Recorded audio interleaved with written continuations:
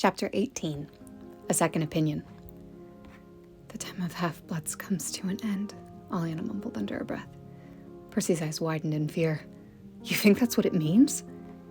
She turned to look back at the carving. It makes sense. Okay, Annabeth broke in. What are you two talking about? Aliana faced Annabeth, chewing her bottom lip. She'd kind of forgotten she was there. I got a prophecy, and I think this might be part of it.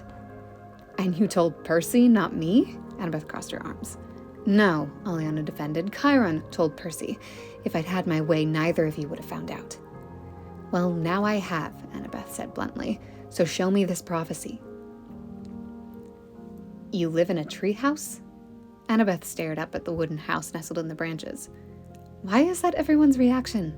Aliana pulled a rope from the ivy and slung her bow over her shoulder. Everyone as in the two of us? Percy observed. Fair enough.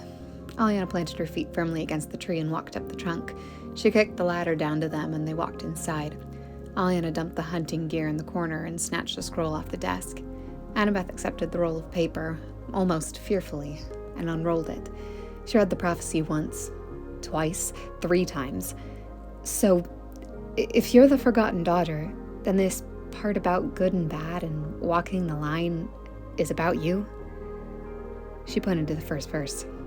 Aliana hung her head. Yes. She met Percy's gaze. Based on his surprised expression, he hadn't made the connection. That's part of the reason I kept this from you. I was afraid that, well, if you got involved, I would hurt you. Percy took her hand, then grabbed Annabeth's. We've been through the underworld together. We trust you. Annabeth slipped her free hand into Aliana's other hand. He's right. We're with you, no matter what. Aliana blinked back a few rebellious tears and nodded. Let's see if we can't figure this crazy puzzle out. Annabeth spread the scroll in the center of their little circle, using random objects off the floor as paperweights. Oh, come on, Chiron, Aliana whined. The prophecy has already started. There's no harm in letting me leave now. The white centaur rubbed his chin thoughtfully. Please, Chiron. You said you didn't want me to feel trapped. This is how you prove it, she pleaded. He sighed. Fine, as long as you're back before sunset. Thank you, Chiron. She had to hold herself back so she wouldn't hug him. Aliana double-checked the apartment number to make sure she was in the right place. Taking a deep breath, she knocked softly on the door. There was a long silence. Just as she was ready to leave, Mason opened the door. He was halfway through apologizing when he noticed her and blanched. You're here. And why not? Aliana challenged, clasping her hands awkwardly behind her back. Well, he stumbled over his words a bit.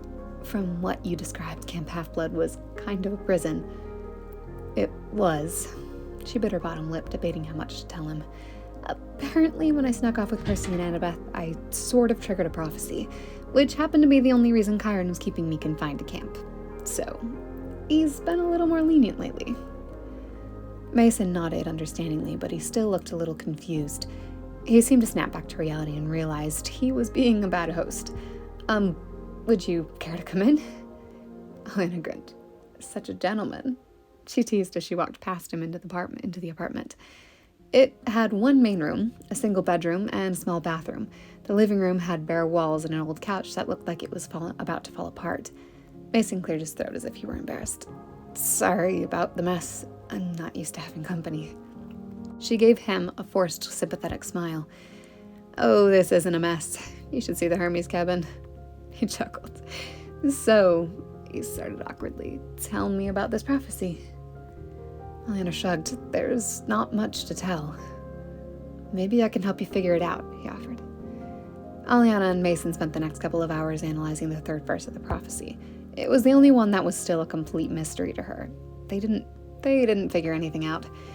The sun had started to sink towards the horizon and Aliana got up to leave. Mason walked her to the door.